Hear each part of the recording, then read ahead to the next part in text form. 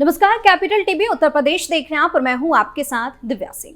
Mission 2024 की तैयारी जोरों पर है। सभी पार्टियों ने जीत के लिए रणनीति बनानी शुरू कर दी है।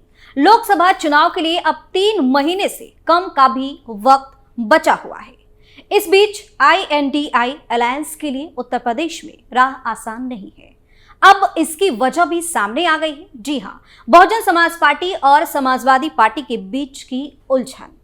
एक ओर जहां कांग्रेस की ओर से बसपा को इंडी अलायंस में लाने की कोशिश जारी है, तो वहीं समाजवादी पार्टी ने मायावती की पार्टी के गठबंधन में न आने पर वीटो लगा दिया है।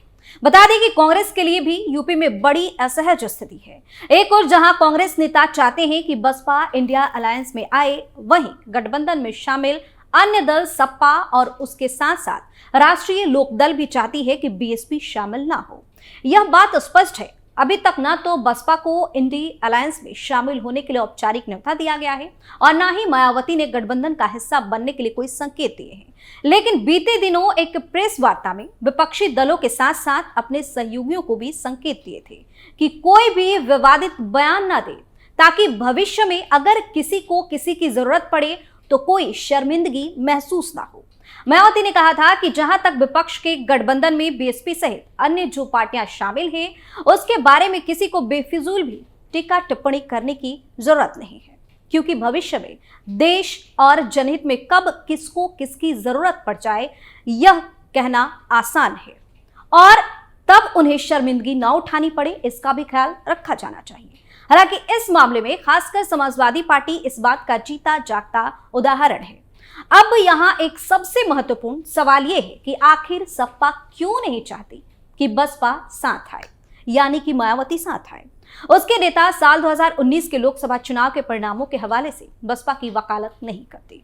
उनका कहना है कि बसपा या तो अपने वोट गठबंधन के अन्य सहयोगियों को ट्रांसफर नहीं कराती या करा नहीं पाती। इतना ही नहीं, सपाई बसपा पर यह भी आरोप लगाते हैं कि वो भारतीय जनता पार्टी के करीब है। गौर करने वाली बात यह है कि सपा महासचिव और अखिलेश यादव के चाचा रामगोपाल यादव कई मौकों पर यह बात स्पष्ट कर चुके हैं कि अगर बसपा बीजेपी से दूरी बना ले तो उसके इंडी अलायंस में शामिल करने पर विचार हो सकता है। दूसरी ओर गठबंधन में सपा के साथ राष्ट्रीय जनता दल यानी राजद, रालोद, टीएमसी और जदयू है। ऐसे में गठबंधन में बसपा की एंट्री को लेकर सपा का पलड़ा भारी लग रहा है। दूसरी ओर बसपा सुप्रीमो के बीते बयान से यह संकेत मिल रहा है कि इंडिया अलायंस के लिए उनके दरवाजे बंद नहीं हुए हैं। हालांकि बात किस मोड़ पर खत्म होगी यह कपाना अभी बेहद ही मुश्किल है। वहीं यूपी में अगर मतदाता की बात करें तो दावा किया जाता है कि राज्य में करीब 22% आबादी दलित है, जिसे बसपा का वोट बैंक माना जाता रहा है। साल 2017 में यूपी सरकार में आई बीजेपी ने अपनी योजनाओं के जरिए इस वोट बैंक में अलग लाभार्थी वर्ग बनाया, जिससे बसपा को ठीक ठाक नुकसान हुआ। लेकिन इस 22% में भी 12% जाटो आबादी अभी भी मायावती के साथ पूरी तरह से है। इतना ही नहीं, ठीक ठाक संख्या में मुस्लिम वोटर्स भी बसपा के साथ हैं। ऐसे में इंडी अलायंस बसपा को साथ लाना चाहता है, क्योंकि उसको डर है कि अगर बसपा अकेले चुनाव लड़ी तो वह निश्चित तौर पर अलायंस के लिए नुकसान की बात होगी। लेकिन सूत्रों का दावा है कि बीते दिनों जब कांग्रेस आलाकमान और यूपी कांग्रेस के नेताओं के बीच वार्ता हुई थी, तब भी बसपा को साथ लाने की जमकर वकालत हुई थी और इस दौरान कई नेता बसपा के साथ अलायंस के पक्ष में थे।